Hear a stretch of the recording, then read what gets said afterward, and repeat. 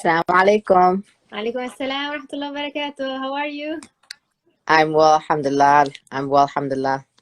Thank you so much for being with us today again. We are so sorry about what happened yesterday. No, of course, no, don't worry about it. It's not our fault. It's Instagram's fault.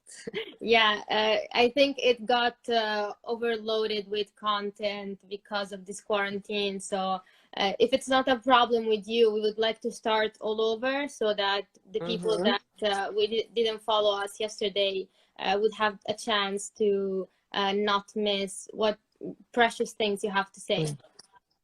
Absolutely, no problem. Thank you so much. Would you like to introduce yourself?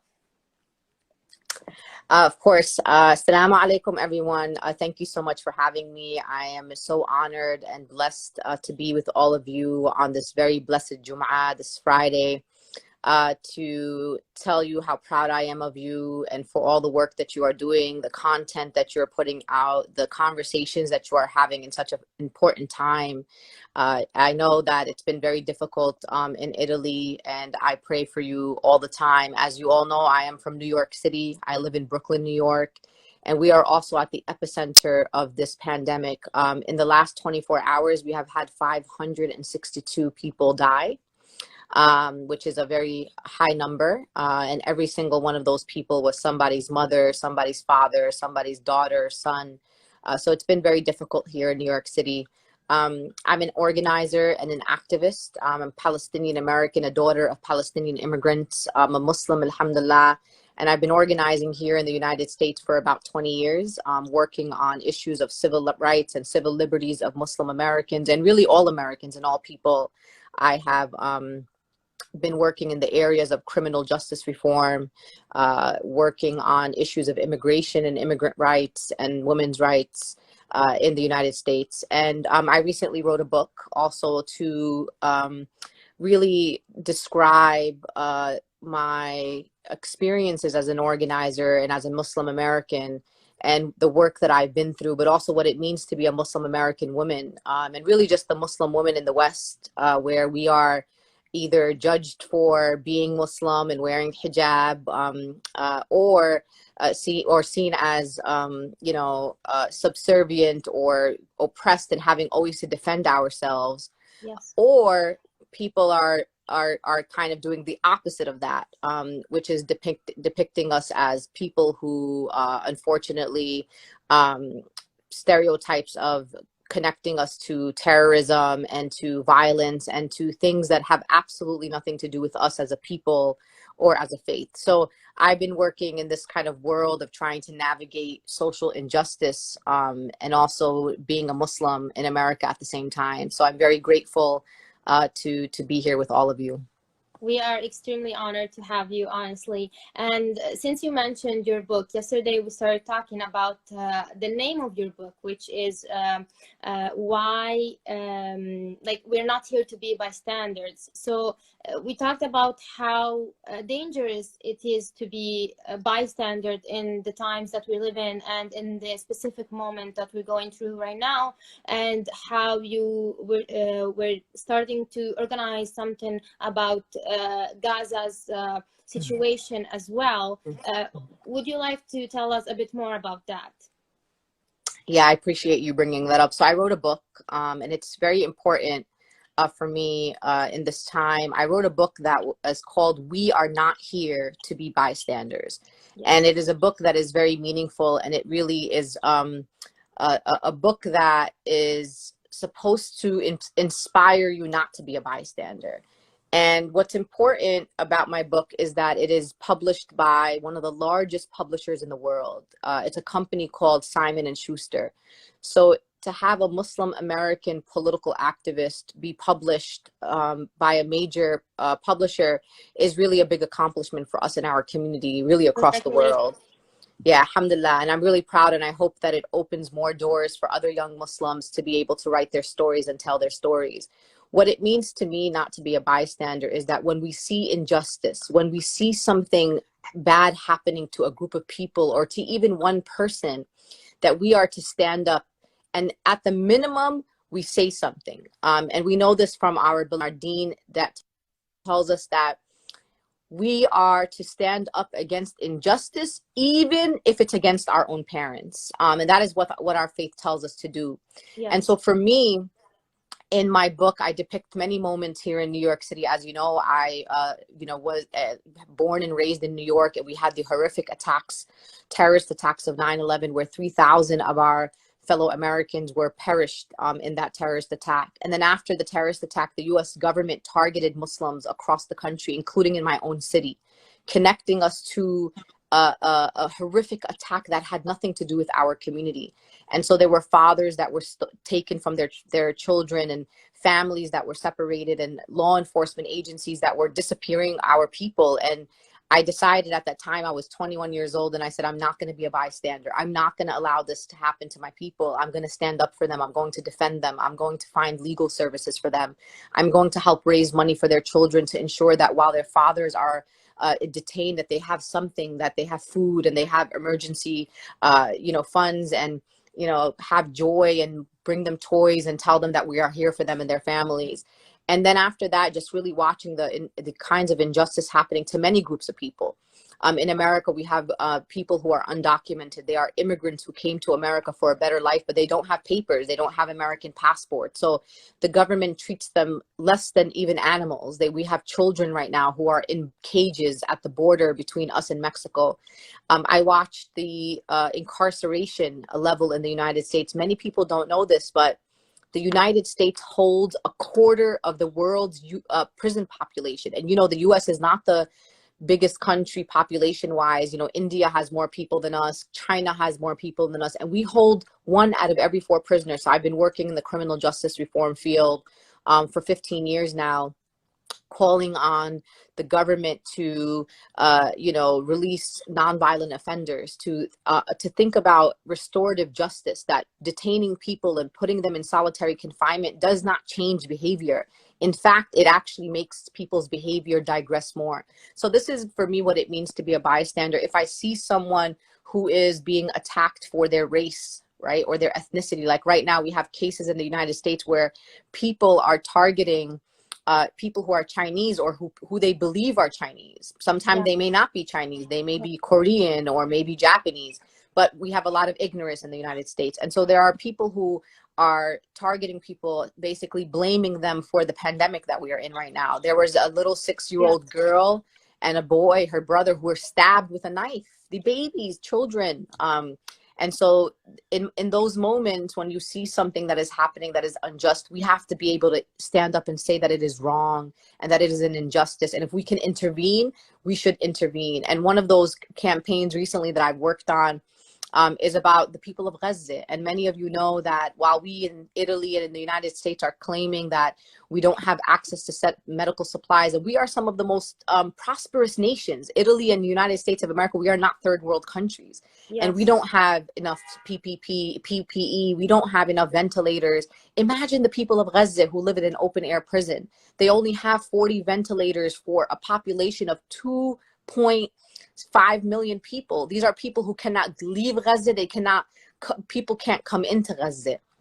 And so if this pandemic is not addressed in a place like Gaza, it could be a death sentence for 2.5 million people. So while we love our families in America, we love our families in Italy, we want to protect our loved ones, we want to protect our people, we also have to extend empathy and extend compassion to people all over the world, which is why I've been working to raise money and funds for the people of Gaza to ensure that they have the resources they need to help address this pandemic. And I've been working with an organization that is a 4-star charity in the United States. It is a Muslim American charity called Beit al-Mal, who has staff who are in Gaza right now. And we hope that we are able to provide them with whatever we can, because we are only one group of people. And inshallah, there are other groups of people around the world who are willing to help the people of Gaza as well.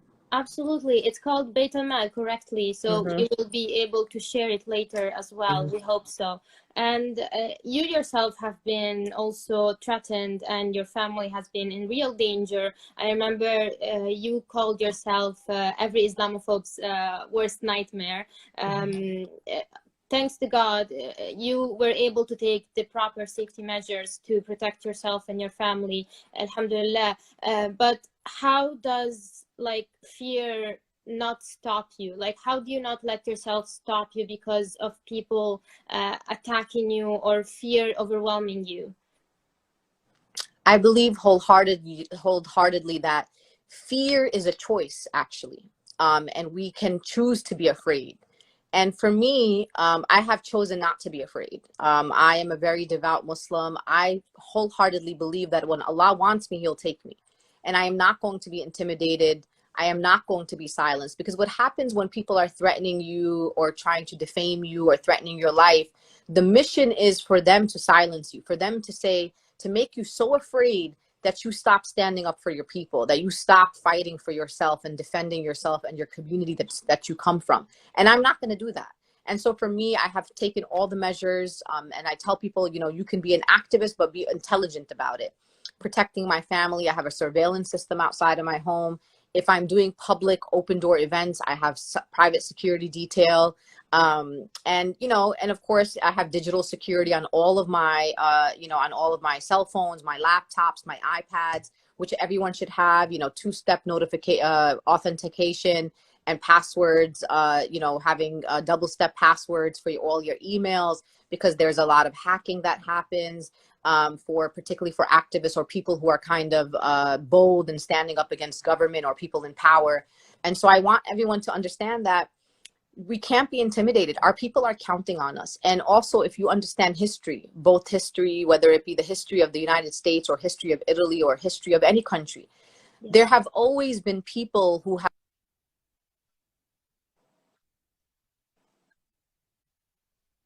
will not be the first or the last one. So some of us have to find that courage.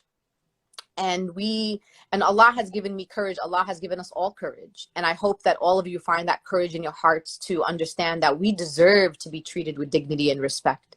We deserve to have full rights. We deserve to go to hospitals and get the best health care. These are things that are not favors we are asking people. We are asking people for the God-given rights that we all deserve. And I'm going to keep doing that till my last breath. That's amazing. Honestly, your speech is so motivating and empowering, which is also another reason that I think many people believe in what you do and follow you, is because of the courage that you share with people. Like, it's such a strong feeling. And another side of courage, I think, is being, in a sense, almost shameless, I would say, but not in the bad meaning, in the sense of, when I think about you, the first images that come to my mind is when I saw you in these photos multiple times being arrested for the peaceful riots that you took part in. And it makes me feel very strong and empowered and honored to see those kind of images. But at the same time, I think about our community and how certain people in our community would see that as bad or shameful for a woman to stand up for her rights and to stand up and use her voice. So my question would be, what advice would you give to young Muslim women that are afraid of those kind of judgments? I appreciate that. I've been arrested maybe 35 times in the last maybe 10 years. And I believe, and the reason why we engage in these acts of civil disobedience, which means to basically not follow the rules by the police when they tell us to move from a location, or depending on what kind of action that we are doing, is why we get arrested. It's called civil disobedience. And I tell people who are worried about judgment from others, and one of the reasons why I've gotten to this level of my activism is that I don't care what people think. When I believe in my heart that I am doing the right thing, when I am bringing attention to an injustice, when I am standing up for undocumented women, or I'm standing up for Black people who are being killed in the US at the hands of the police, or I'm standing up for Palestinians and Palestinian human rights, I believe that the only judgment I am looking for is from Allah. I worry what Allah thinks of me, and Allah thinks of my deeds. And what I do know is that my faith tells me to stand up against injustice. So as long as I am not committing injustice against other people and harming other people, and I believe wholeheartedly that my activism has never harmed anyone, that in fact it has alleviated harm and suffering, that it has brought attention to suffering. In fact, it has attracted more people to the work that I do.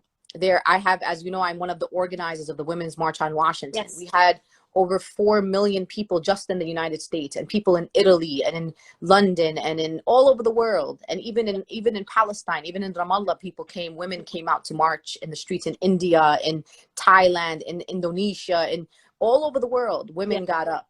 And so for me, I don't care what people think. There will always be people who will critique you. Criticism of visible activists is something that is always going to be there. There's nothing that I can do about that. I cannot control what other people's views are of me. As long as I know that I will not be silent, and I don't care if there are men in our community who say it is shameful for women to be loud.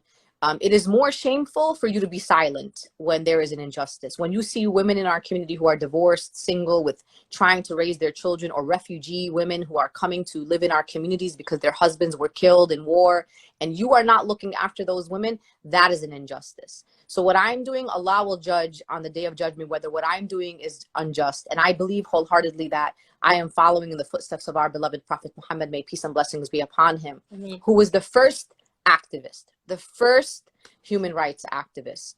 Alayhi salatu salam. A lot of times I tell young Muslims that when we are taught our deen, we're not taught about it in context. You know, our beloved Prophet Muhammad, may peace and blessings be upon him, told us that heaven lays at the feet of the mother. He didn't say heaven lays at the feet of the father. He said the mother. Our beloved Prophet Muhammad, may peace and blessings be upon him, said that if you raise 2 righteous daughters and you educate your daughters, that is your ticket to heaven. He didn't say that about the father. He said that about, about the sons. He said that about, of course, we want you to have righteous sons too, but he said that about the daughters. That's how much value our beloved Prophet Muhammad put on women in our faith.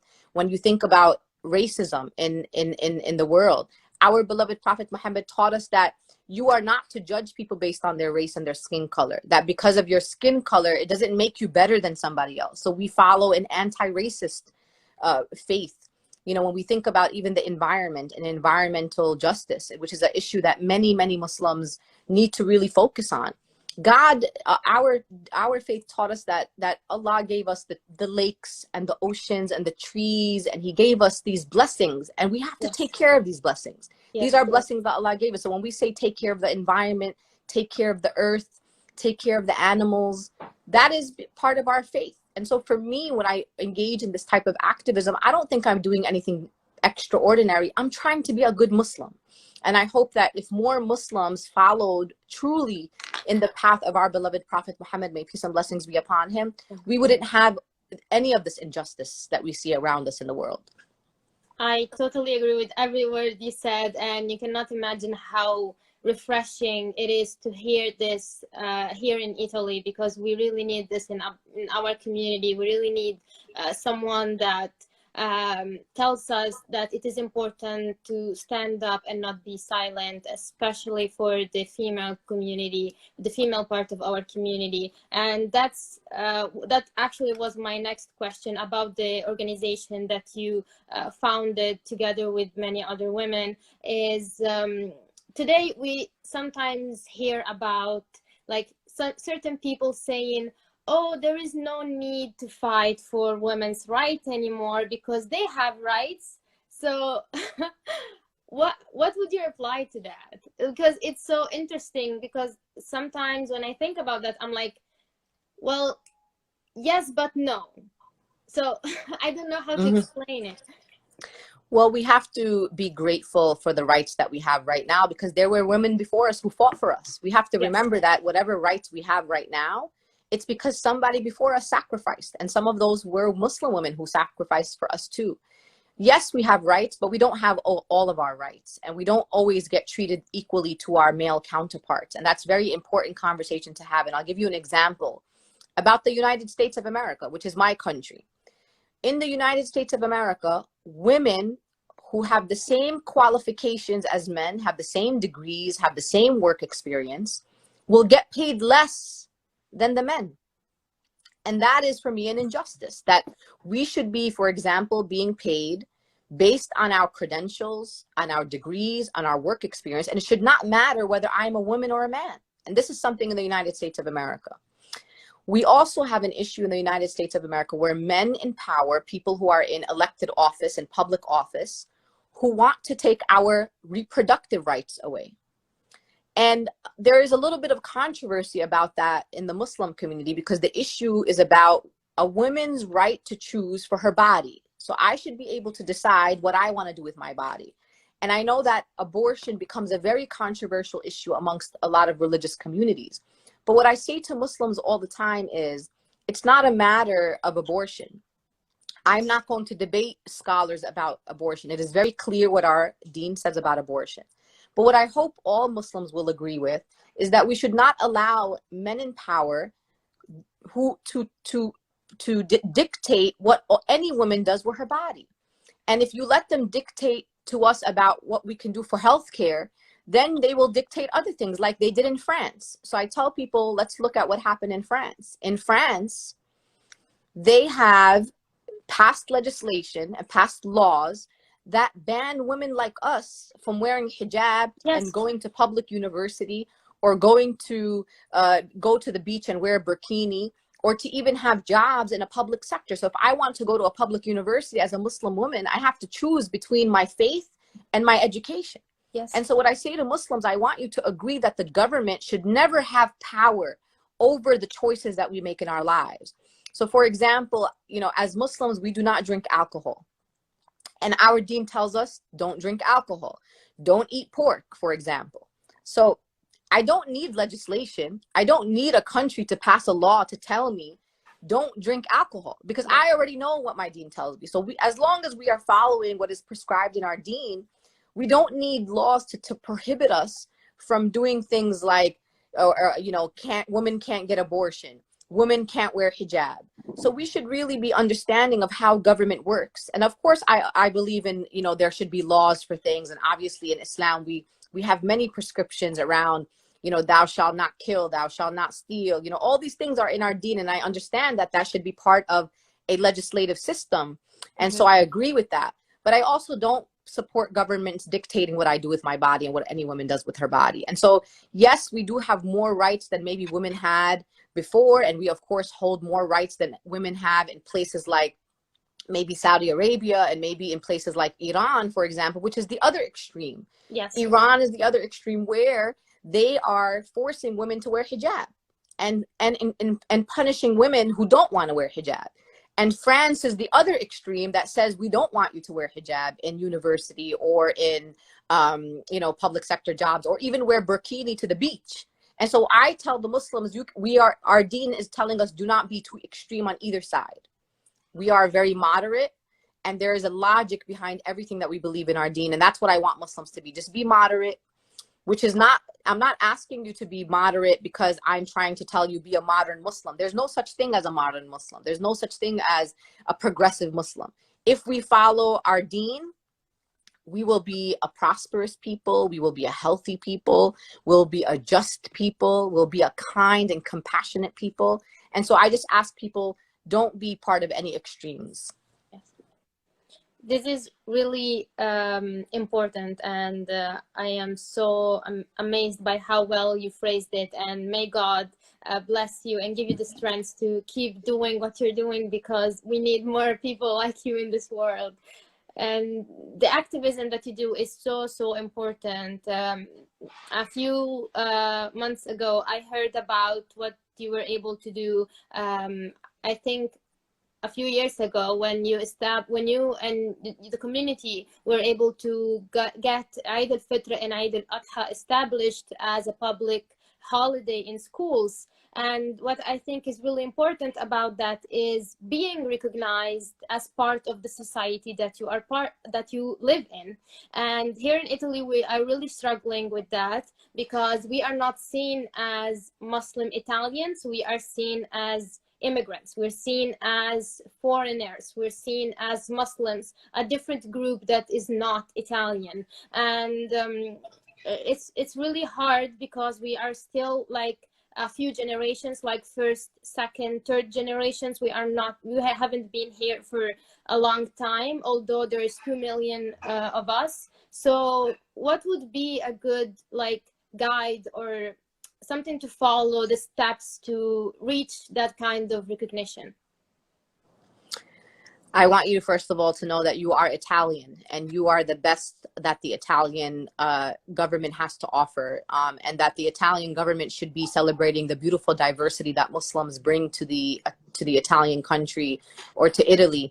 And that's the same way I feel about being an American Muslim, that Muslims in America have contributed everything. We are workers, we help the economy, we are people, we are medical professionals, we are teachers, we are social workers, we are nurses right now. You know, Muslims in America, and I'm sure this is the same in Italy, Muslims, we are about 12% of the medical population, of the medical professional population in the United States.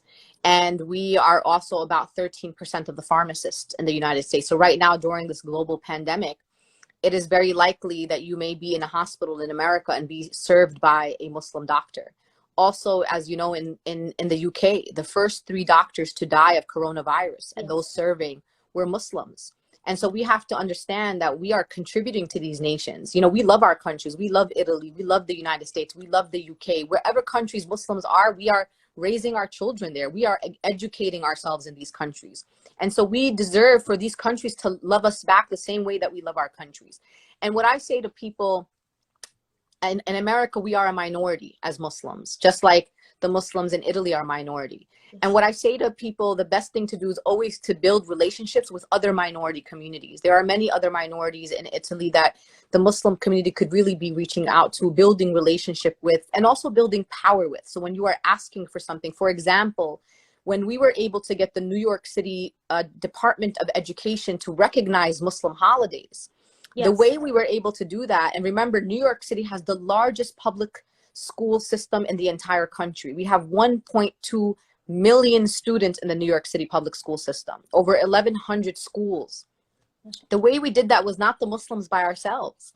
We did that with our Jewish friends, with our Christian friends. We also brought in labor organizations, worker organizations, civil rights groups, people doing human rights work.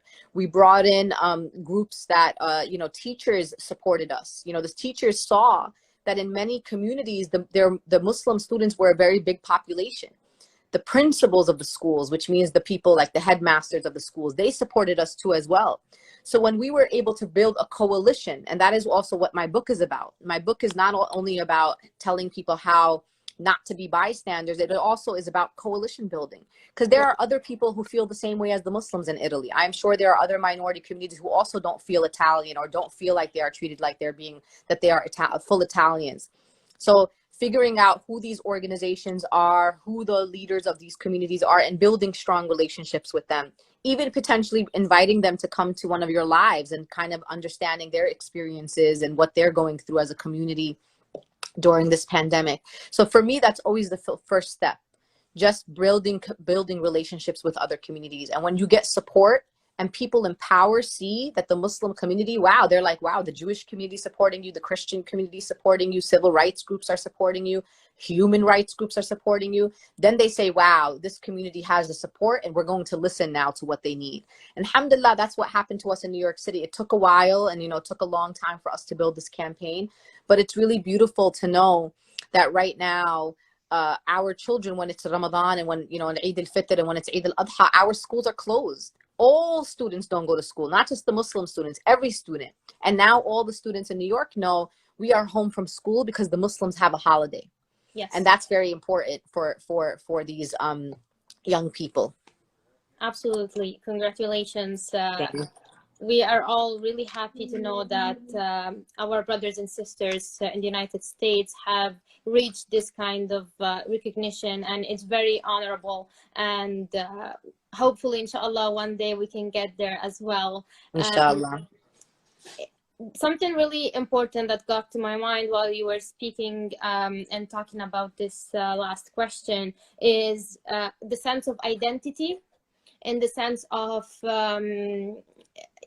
another thing that I heard you say a lot is being unapologetic about who you are, and how identity can be connected to activism. And I think that there's a really interesting correlation between the two. What do you think about that? One of the things that I tell young Muslims every single day is that anytime you are going out into the world, whether that means virtually through online or just really, inshallah, after we finish with this pandemic and we are able to go back to our normal lives, every time I step foot outside of my house, I am unapologetically Muslim American. And it's very important for me to be an activist and to also be very proud of who I am. Because when you are proud of who you are, you give courage to other people to be proud of who they are. And in this moment, we have so many groups of people who are trying to be in opposition to us, you know, Islamophobes who are telling us to apologize for horrible things that happen around the world. They are telling our young people, you don't belong in our countries. You know, Islam is a foreign religion to our countries. Islam belongs somewhere else. You know, it belongs in Saudi Arabia. It belongs in the Muslim countries. And we have to say no. We have to be able to be unapologetic. I mean, I'm Palestinian also, as you know. I get attacked all the time by right-wing Zionists and others who do not want to see people who are unapologetic and see people who are, you know, standing up for the rights of Palestinians or standing up for the rights of Muslim Americans. And the way we respond to that hate is not by hating. When people give me hate, I don't give them hate back. What I give them back is being unapologetic and doubling down on my identity. And so for me, everything that I write, my whole book from beginning to end is about being unapologetic about who you are. Being a woman, being Palestinian, maybe you are Libyan, maybe you are Egyptian, maybe you are Pakistani, maybe you are from Sri Lanka, wherever you are from, and also Muslim, I want you to be proud about every part of your identity all the time. And that's the best response we have for people who are telling us not to be proud of who we are or trying to define us. Because if you read a lot of the media and read a lot about the news, you know, a lot of our young people are internalizing this bad stuff about Muslims. They only see Muslims terrorist attacks. They see Muslims terrorism, Muslims, and our young people are being confused. So we have a responsibility as activists, as people in our community, to be role models for the young people, the 8-year-old, the 10-year-old Muslims who are looking for people with courage. People are attracted to people with courage.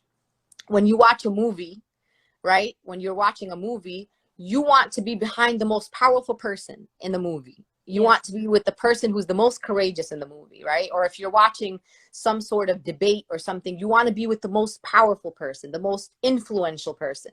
And that's what we have to be every day. And I want people, all the young Muslims, to know that you may think you're young. You may think, oh, I'm only 19, I'm only 20, I'm only 22. But there is a little Muslim girl or boy that's watching you.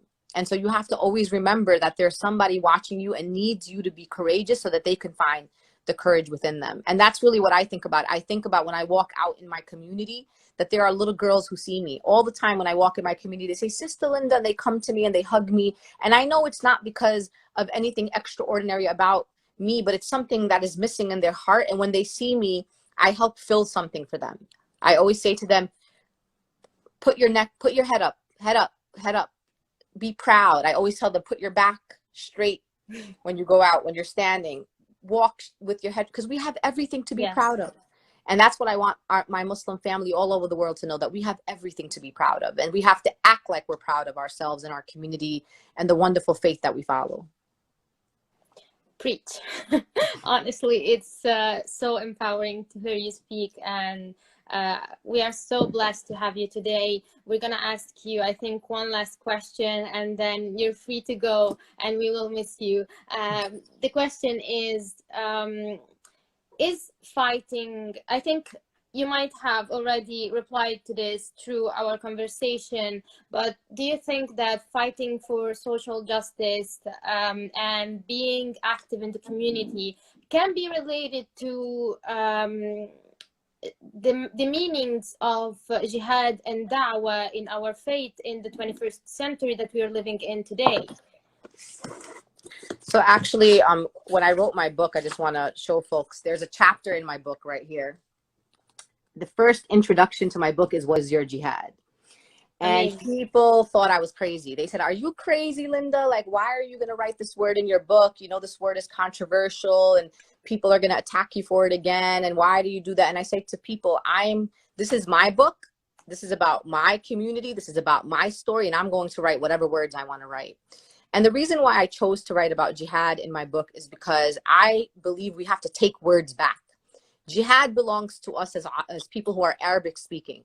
Jihad belongs to us as Muslims. And jihad for us means an internal personal struggle. Every day when I wake up, my jihad is to be a better person. My jihad is to get higher degrees. My jihad is to be a better activist. My jihad is to find ways to alleviate suffering and harm. That is my jihad. Other people have different jihads. Somebody's jihad maybe is to overcome cancer. Somebody's jihad is to, raise their children as a single mother when they lost their husband or got divorced. I mean, everybody has a different, sometimes your jihad may be simple. Your jihad may be to pass an exam in school. Like, it could be as simple as that. And I took that word back. And I did that here in the United States. I wrote about it in my book. I was attacked in every media outlet in America. Every single opposition groups, white nationalists, white supremacists, right-wing Zionists, everybody attacked me. I was trending on Twitter. They were sending me threats, and people said to me, Linda, maybe you should apologize. Maybe you should write a statement saying that you did not mean to use that word. And maybe you could have used better words. And I said to people in my own community, I said to them, what better words to use than the words of our beloved Prophet Muhammad, may peace and blessings be upon him? Because the word jihad that I used was based on a hadith that many of us know. It was about a man who asked our beloved Prophet Muhammad, may peace and blessings be upon him, what is the best form of jihad or struggle? And our beloved Prophet Muhammad, may peace and blessings be upon him, responded and said that the best form of jihad or struggle is a word of truth to a tyrannical ruler. And that's what our beloved Prophet Muhammad said. So why would I go apologize to people who hate me, hate Islam, hate my faith, hate my prophet, and say to someone, I apologize for my beloved prophet's words? And I was not going to do that. I was willing to be attacked. I was willing to take everything. And when I wrote my book, I decided to do it again. And I wrote it in the introduction of my book. Jihad is a very important concept to us. It helps us to become better Muslims. And unfortunately, it has been co-opted by and hijacked by people who are in opposition to Islam to mean military, offense, or to mean violence. And that is actually the last resort in Islam, the last resort to defend one's family or to defend self-defense of one's land. That is the last resort in Islam. We have so many steps before we get to there. And so for me, I was able to take jihad back as a Muslim and say, this is our concept, this is our word, and I am going to define it. I'm not going to let you define it. I will define it. And that's what I want people to get out of my book as well. And just to get out of, thinking about what activism means.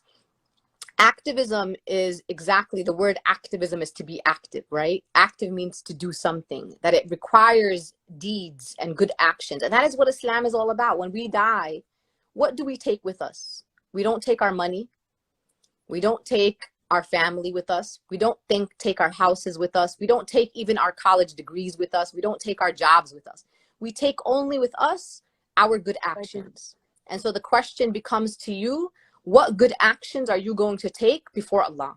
And my actions that I want to take to Allah is defending the most vulnerable people who are Allah's creation. And that's what I want to say. I want to tell Allah that when I saw, there was never a time that I saw injustice and I stayed silent. And that I used Allah gave me blessings. I'm very privileged. I have a home, I have a job, I have resources, I have degrees, I have a platform. And also for those of you who have social media platforms, how are you using your platform? Are you using it to elevate the voices of vulnerable people? Are you talking about injustice and telling people how they can engage in standing up against injustice? So we have a responsibility to do that for Allah's creation and for the approval only and the judgment only of Allah. So don't ever worry about what people say. Even my family, when I was doing this 20 years ago, even my family was like, what are you doing? You have to be careful. Why are you making all these people mad at you? Why are you standing up to these powerful people? Maybe one day you're going to need these people. And I say, I'm never going to need anybody but Allah. That's it. I don't care if powerful people are mad at me. And alhamdulillah, 20 years later, now my family understands. But it took them a while. But I just want everyone to know that there are people who are counting on you, that you are brilliant. Allah has blessed our community in so many ways. Sometimes we lose our way. And our Muslim community has lost its way in many places. And we have to remember that Muslim governments do not represent our beautiful Islam. We have to represent our Islam. And our Islam is compassionate, it's loving, it's rooted in justice, it is rooted in ensuring that the most vulnerable are taken care of, and that is our responsibility. And Allah's testing you. Allah sometimes gives us injustice. Allah sometimes does this because we don't always understand why Allah makes decisions. Allah gives you an injustice because he wants to see what you're going to do about it. And I say this especially in this global pandemic, that when you save one life, it's like you saved all of mankind. That's what our faith teaches us. You don't have to save millions of people. You save one life, it's like you're saving all of mankind. So I ask Allah to bless you all, to protect you and your families, to alleviate all this harm and suffering on all the peoples all over the world. I ask Allah to protect our healthcare workers and our frontline workers, essential workers who are risking their lives every day for all of us. And inshallah, maybe one day soon after this is all over, I will get to meet you in person, either in Italy or in the United States, inshallah. Inshallah. Thank you so much on behalf of all young Muslims of Italy, and from me personally. We really appreciate you being with us today. We are so honored to speak with you. May God bless you and give you the strength to continue to do what you're doing and stand up for yourself and all the other communities that need your help. And Jazakallah khairan, barakallahu fiki so much. Have a nice evening. Assalamu alaikum. Alaikum You too. assalam. Assalamu alaikum.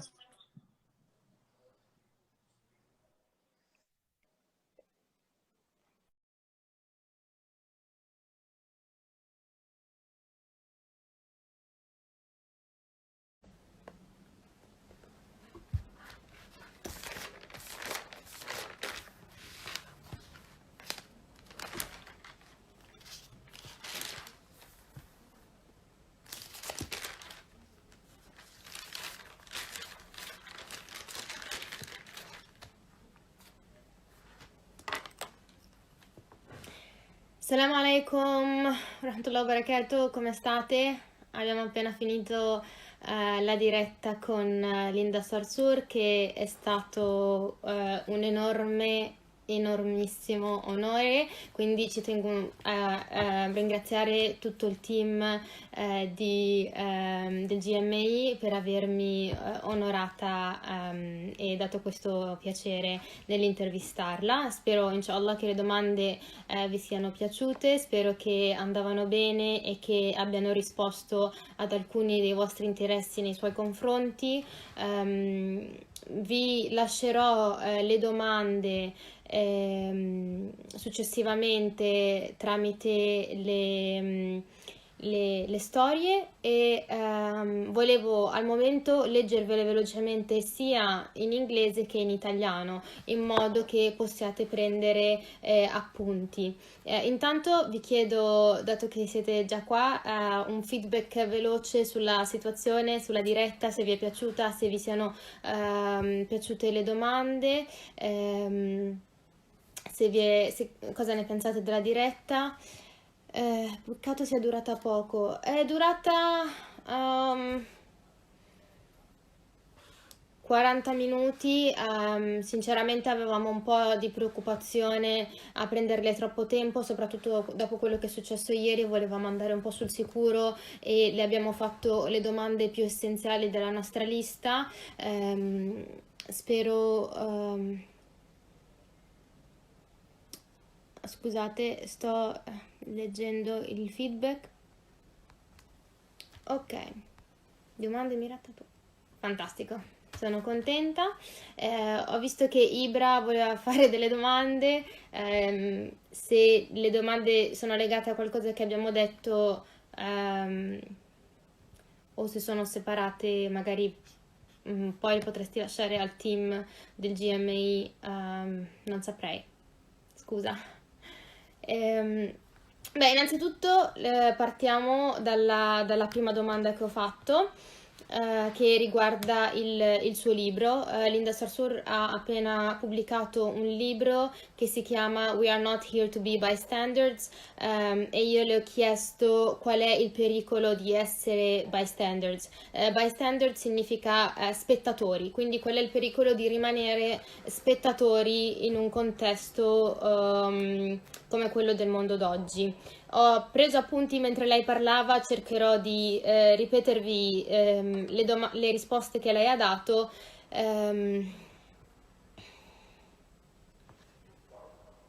E spero di essere abbastanza esaustiva, non vi assicuro di ricordarmi tutto ciò che lei ha detto. Innanzitutto lei ci ha detto di come il suo libro sia stato pubblicato da una delle più grandi come dire, case di pubblicazione internazionale, che è Simons Schuster, se non mi sbaglio, ed è un grande onore avere una casa così grande che pubblica il libro di una donna musulmana attivista di origine palestinese negli Stati Uniti d'America.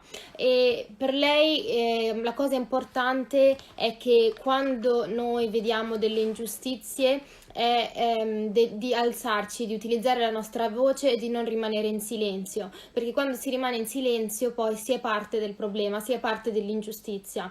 E ci ha ricordato come la nostra fede in realtà ci spinge a seguire questo valore, ci spinge ad essere attivi e a ribellarci contro le ingiustizie, addirittura se queste sono ci portano a ribellarci contro i nostri genitori. E ci ha raccontato di come dopo il tragico attacco alle Torri Gemelle la comunità musulmana degli Stati Uniti d'America è stata attaccata dal sistema di polizia americano, dagli FBI, da tutto come dire, il governo americano. Sì, la diretta è stata salvata ed è stata anche registrata, anche questa diretta sarà salvata per 24 ore. E appunto ci stava raccontando di come lei, la sua esperienza di vita è cambiata a causa del tragico attacco alle Torri Gemelle, perché la sua comunità di cui lei fa parte musulmana è stata fortemente attaccata dal governo americano. C'erano famiglie che sono state separate, padri che sono stati presi dalle loro famiglie, dai loro figli, e sequestrati e rinchiusi, e quindi ha visto proprio la comunità smembrarsi a causa di questa ingiustizia, di questa discriminazione. E lei stessa non ha voluto rimanere in silenzio, lei ha voluto utilizzare la sua voce e essere di supporto alla sua comunità e aiutare quelle persone che stavano subendo queste discriminazioni, queste ingiustizie, sia in maniera legale che in maniera finanziaria. E per lei l'importante, appunto, ha detto che era importante rimanere vicino alla comunità e non rimanere spettatori, che è appunto bystander, che fa parte del nome del suo libro. E ci ha ricordato come una comunità alla quale dobbiamo stare molto vicini in questo momento si trova a Gaza, dove al momento hanno soltanto 40, se non mi sbaglio da quello che lei ha detto, ventilatori respiratori per la situazione per poter reagire alla situazione del coronavirus in una popolazione di 2 milioni. E ha parlato di questa organizzazione di cui lei fa parte oggi, che sta aiutando tramite donazioni la situazione a Gaza, e si chiama Baitul Mal. Magari dopo la cerchiamo e i ragazzi del team del GMI ve la lasceranno nelle storie nel caso voleste contribuire. Successivamente le ho chiesto, perché lei ha parlato della situazione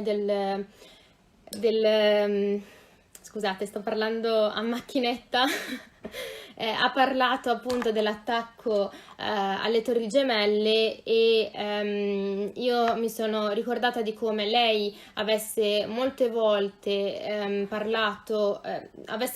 scusate, chiamato se stessa il peggior incubo di ogni islamofobo. Quindi lei si considera appunto l'incubo di qualunque persona che sia islamofoba, ed è stata in realtà vittima lei stessa di tante problematiche e minacce di morte, e lei e la sua famiglia sono state veramente in grave pericolo numerose volte.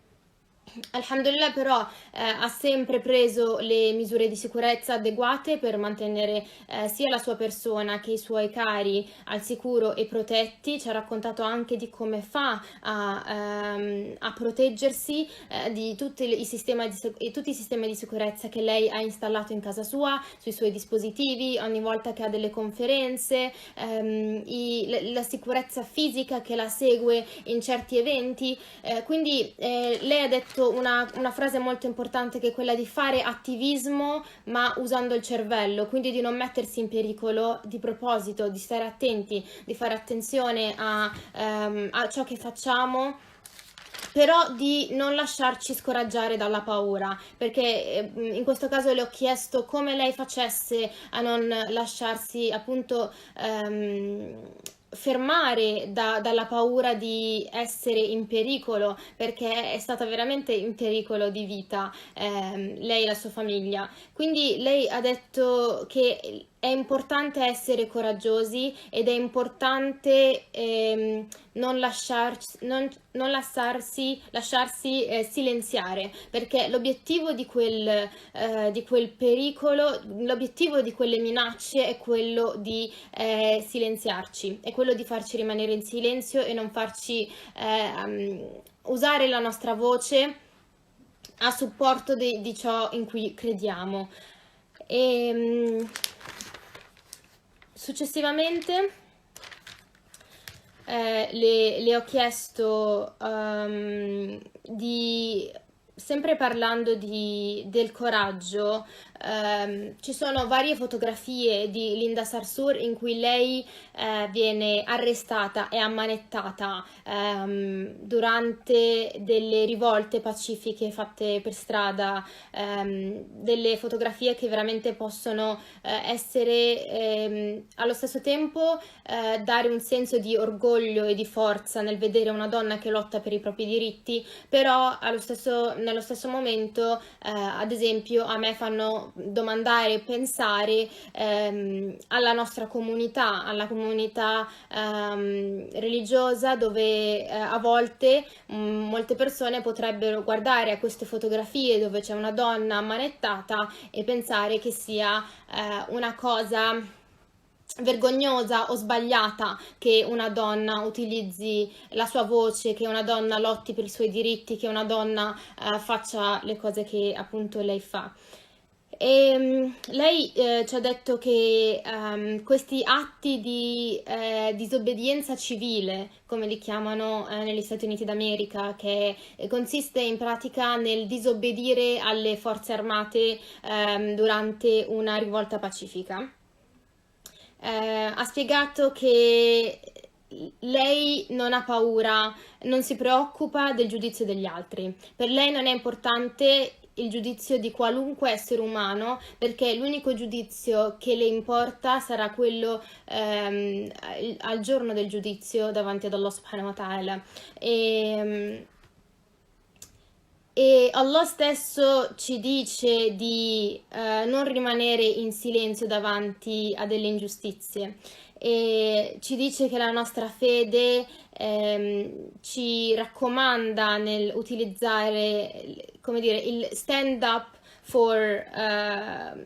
stand up in italiano penso si possa tradurre con il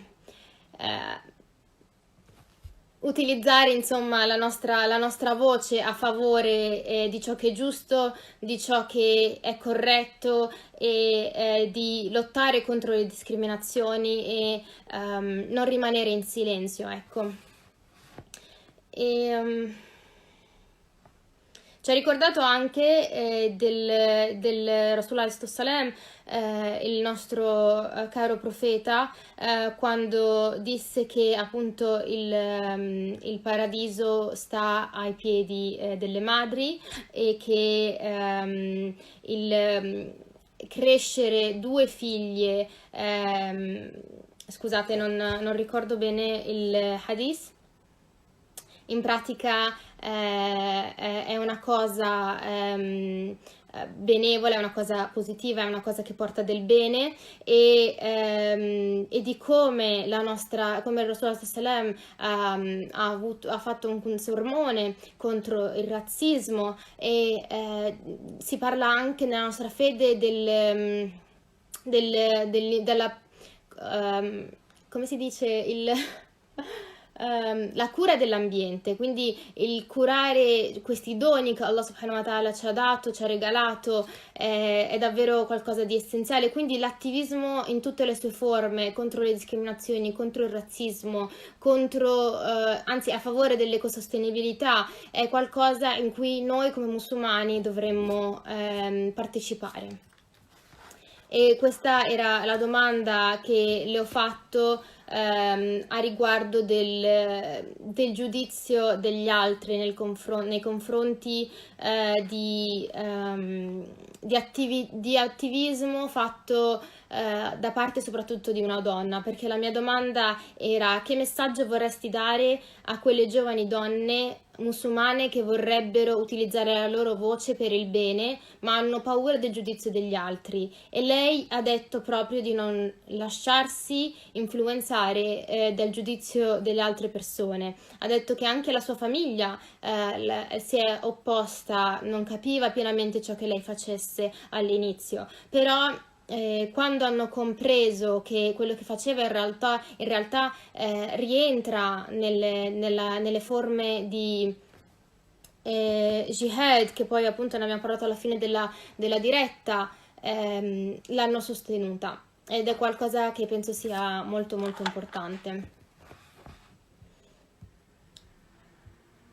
Successivamente le ho chiesto a proposito della organizzazione internazionale che lei insieme ad altre donne hanno fondato, forse la conoscerete, la Women's March, che è nata subito dopo l'elezione di Donald Trump nel 2016, quando il Senato americano aveva intenzione di modificare una legge sui diritti delle donne che riguardava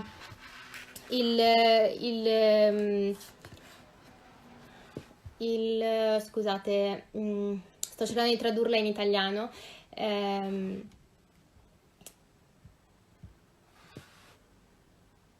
il reproductive rights, che sarebbe la libertà delle donne di decidere alcune leggi riguardo al loro corpo. Cerco di spiegarla così. Scusate. In pratica la Women's March, penso che questo dia un messaggio molto forte, il fatto che ci sia a capo di questa organizzazione, ad averla fondata una donna musulmana che indossa il velo, di origine palestinese, che fa l'attivista negli Stati Uniti d'America, è davvero molto importante, dà un messaggio molto importante a tanti giovani donne musulmane nel mondo. E la mia domanda era: spesso sentiamo dire ma le donne hanno già i loro diritti, non ha senso continuare a lottare, non ha senso lottare per i diritti delle donne, perché hanno già questi diritti. E le ho chiesto cosa ne pensasse di questa affermazione, di questa frase. E lei ha spiegato di come i diritti che noi abbiamo oggi sono dovuti al fatto che donne prima di noi si sono sacrificate perché noi potessimo avere i diritti che abbiamo oggi, nel senso che i diritti che noi abbiamo oggi sono grazie ad altre donne che hanno lottato per quello che noi abbiamo oggi. E quindi in realtà noi oggi sì abbiamo alcuni diritti, ma non abbiamo la parità. Lei ha parlato di equality, we don't get treated equally, significa che noi non vogliamo trattate con parità. Ad esempio ha fatto l'esempio del wage gap, che sarebbe la differenza di salario che viene riconosciuto a una donna e a un uomo negli Stati Uniti d'America, di come questo riceva un salario maggiore rispetto a quello della donna, e in realtà questo esiste anche in Italia. Si è soffermata anche sulla questione del Reproductive Act, quindi sulla questione degli Stati Uniti d'America che hanno riscontrato sul diritto alla cosiddetta scelta dell'aborto.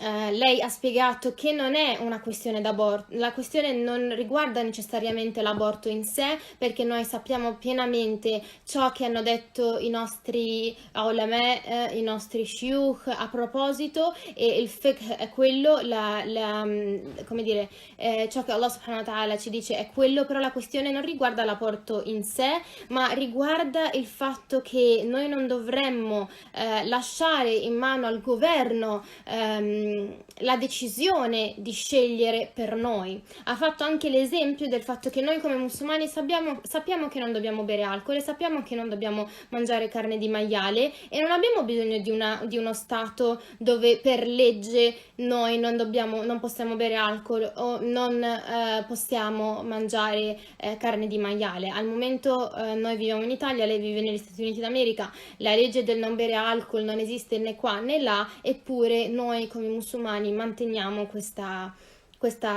restrizione, se vogliamo chiamarla così in un certo senso. Sto cercando di riportare ciò che lei ha detto nella maniera più accurata possibile. Se mi sbaglio vi prego di correggermi, e se avete degli appunti più precisi e più accurati, contribuite alla live, mi farebbe molto, molto piacere, piuttosto che farvi questa sorta di lezione o traduzione. Ha parlato anche di come oggi potrebbe essere la questione dell'aborto negli Stati Uniti d'America, ma domani potrebbe essere il non poter indossare il velo.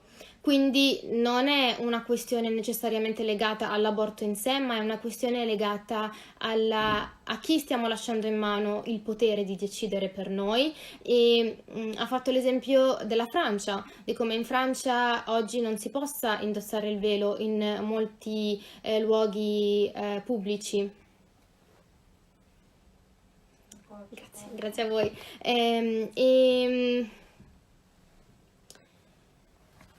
Ha parlato anche di come noi dobbiamo essere moderati, non perché dobbiamo essere dei musulmani moderati, ma perché la nostra fede già in sé è moderata, è moderazione, non è né un estremo come l'Iran né un altro. E quindi è stato molto, molto illuminante questo punto, perché ha parlato proprio di quanto sia importante essere attivi per le ingiustizie verso tutti, non semplicemente verso la nostra comunità.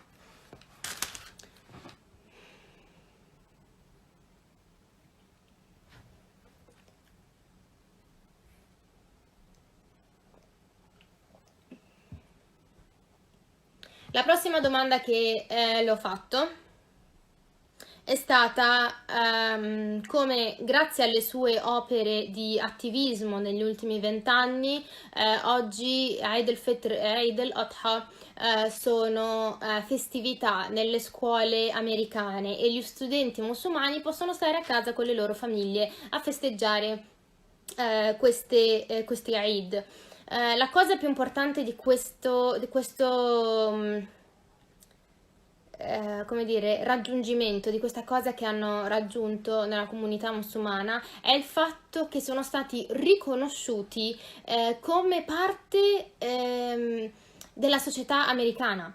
Cioè la società americana ha riconosciuto la comunità musulmana come parte piena di loro e sono riusciti ad essere, ad avere queste festività dentro il calendario scolastico. Quindi quando c'è Eid el-Fitr e Eid el-Adha ogni anno, sul calendario gli studenti hanno proprio scritto Eid el-Fitr e Eid el-Adha. Quindi questi studenti, che siano musulmani o meno, cioè anzi che non sono musulmani, sanno che quel giorno loro sono a casa perché i musulmani stanno festeggiando Eid el-Adha e Eid el-Fitr, il che penso sia una cosa bellissima. E quindi io le ho chiesto quali sono secondo te gli step o le cose che noi come musulmani in Italia dovremmo fare per essere riconosciuti come parte della società, come italiani, perché spesso ci capita che noi non siamo riconosciuti come italiani, ma siamo riconosciuti come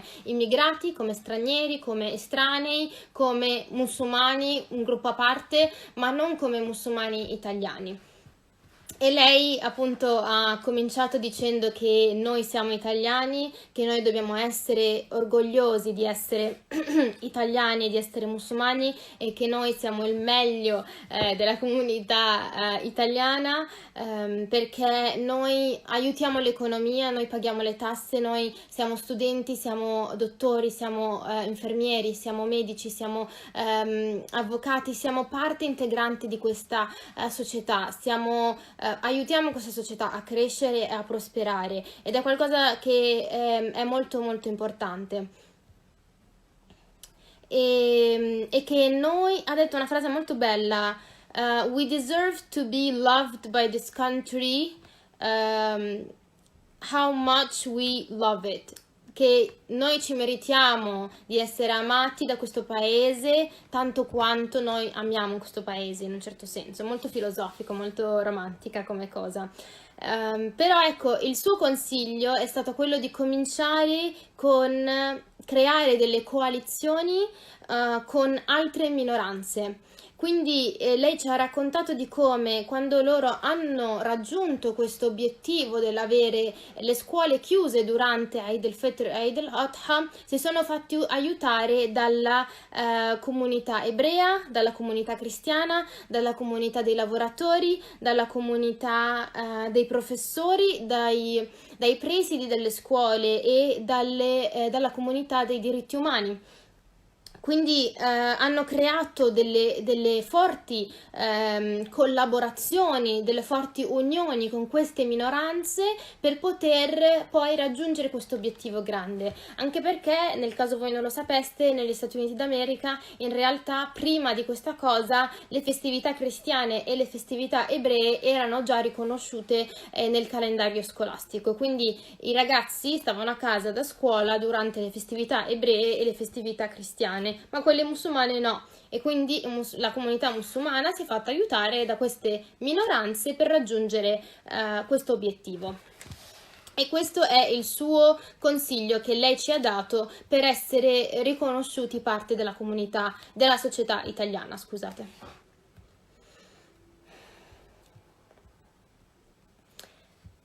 Essendo che in questo punto stavamo parlando appunto di minoranze, di maggioranze, di identità, ho voluto farle proprio una domanda sulle identità. Lei spesso dice questa frase, being unapologetic about who you are, è una cosa che ripete spesso nelle sue interviste e significa essere ostinatamente chi si è senza scuse, in un certo senso.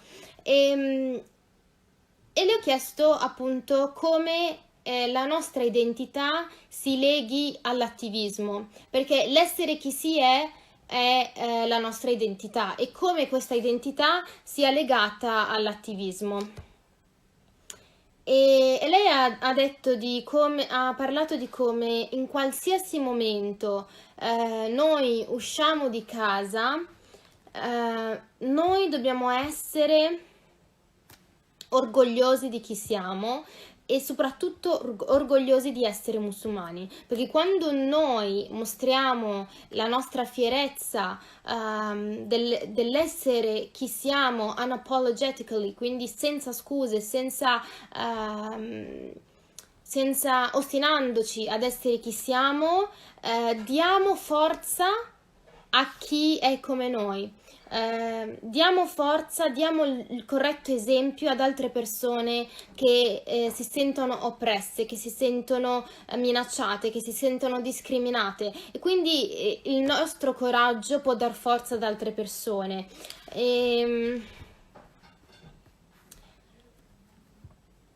E ha detto di come non dobbiamo lasciare che siano gli altri a definirci, come ad esempio capita con i mass media tradizionali, che spesso accendiamo la TV e sentiamo X musulmano o Y musulmano ha fatto questo, ha fatto quello, quindi cercano di etichettarci, cercano di dirci chi siamo, ma noi sappiamo che in realtà quello non fa parte dell'Islam, sappiamo che cos'è l'Islam vero, e di non lasciarci definire dagli altri, e dell'essere fieri di essere musulmani, e tenere a mente che noi abbiamo una responsabilità molto importante, sia sui social, ogni volta che ci mostriamo, cosa facciamo col nostro profilo, cosa facciamo con i nostri contenuti, che per strada le nostre azioni possono dare forza a chi si sente più debole. E l'ho trovato qualcosa di veramente molto motivante e pieno di forza, questo discorso che lei ha fatto.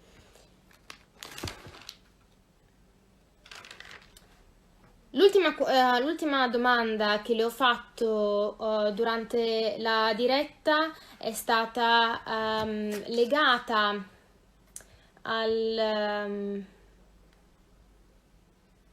concetto di jihad e dawa. Esattamente, riprenderci i nostri termini, esempio jihad. Le ho chiesto se secondo lei lottare per la giustizia sociale rientri, si allinea con i nostri concetti di jihad e dawa in chiave moderna nel XXI secolo. E lei ha aperto il suo libro mostrando che l'introduzione del suo libro si chiama What is your jihad? Qual è il tuo jihad? E ha spiegato di come lei in realtà abbia subito moltissime critiche e minacce a causa di questa parola, per averla utilizzata, per averla messa nel suo libro. Molte persone hanno parlato di lei nei telegiornali, nei giornali, del fatto che lei abbia utilizzato questa parola che ha una connotazione così negativa nel mondo occidentale, perché la parola jihad è stata legata al terrorismo, è stata legata all'estremismo, e lei ha deciso di utilizzare questa parola proprio perché noi come musulmani dobbiamo riprenderci i nostri termini, dobbiamo riprenderci questa parola che ha una connotazione assolutamente diversa per la nostra fede, ha una connotazione molto più personale, di una lotta continua, personale per ognuno di noi, che è diversa per ognuno di noi, è un attivismo sia interno che esterno, e che appunto è qualcosa che noi stessi dobbiamo comprendere.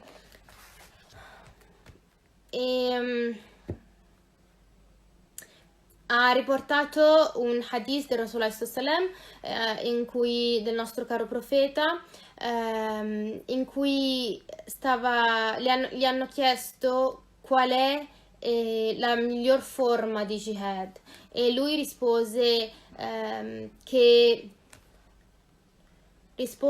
a word of truth to a tyrannical ruler, scusate. A word of truth to a tyrannical ruler, che in italiano penso sia una parola di giustizia, di verità a un governatore, a un oppressore tirannico, ecco. E lei ha detto che avrebbe sempre difeso la giustizia, lottato contro la discriminazione, lottato contro le ingiustizie, e che questa parola fa parte di noi come musulmani, che è una parola molto importante e ci ha ricordato di come alla fine dei tempi davanti ad Allah subhanahu wa ta'ala ci arriveremo solo con i nostri atti, con ciò che abbiamo fatto, ed è legato anche questo all'attivismo, quindi attivismo e quali atti positivi abbiamo portato in questo mondo. Ed è una responsabilità molto grande davanti ad Allah, quella di rimanere in silenzio davanti alle discriminazioni. Penso che questo sia tutto, penso che di aver cercato di riassumere o tradurre al meglio ciò che lei ha detto. Se mi sono dimenticata qualcosa, vi prego di scriverla nei commenti. Sto cercando di pensare anch'io a cos'altro di cos'altro abbiamo parlato, cos'altro abbiamo detto. Se avete delle domande a riguardo di questa diretta, io sono ancora qui a vostra disposizione e niente, tutto qui. Le domande poi ovviamente le lascerò nelle storie e niente. Grazie. Grazie a voi per aver seguito sia la diretta di prima che questa diretta. Ripeto, per me è stato un immenso onore.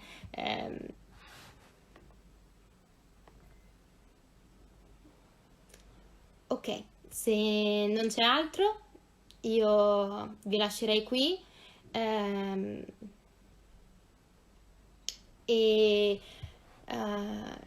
Ringrazio di nuovo il team del GMI per avermi permesso di fare questa fantastica diretta con Linda e vi auguro una buona serata. Spero inshallah che sia voi che i vostri cari siate bene, state bene, rimanete a casa. Un piccolo messaggio stile Conte, però ecco, rimanete a casa. E barakallahu fikum, jazakumullahu khairan e salam.